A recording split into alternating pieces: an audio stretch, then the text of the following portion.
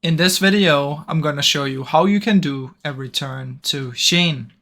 Now this is pretty simple, guys. What you need to do is head over to Shein and click on your profile. Then once you're here, go to your orders. Then what you want to do inside of orders is you want to find the order that you want to return. Click on it and there will be a button called return order.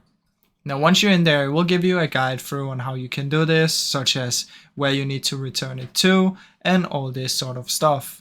So just follow along the instructions on there, and after that it will be under your return orders and you should be able to see it in here. Once it has been fully returned, you will now have a refund in terms of either Shein money, Shein balance, or as on the original payment that you used. So it will just send you the money back. Now I really hope you enjoyed this short video. If you did, please leave a like and subscribe, as it helps me out a ton. Thank you so much for watching.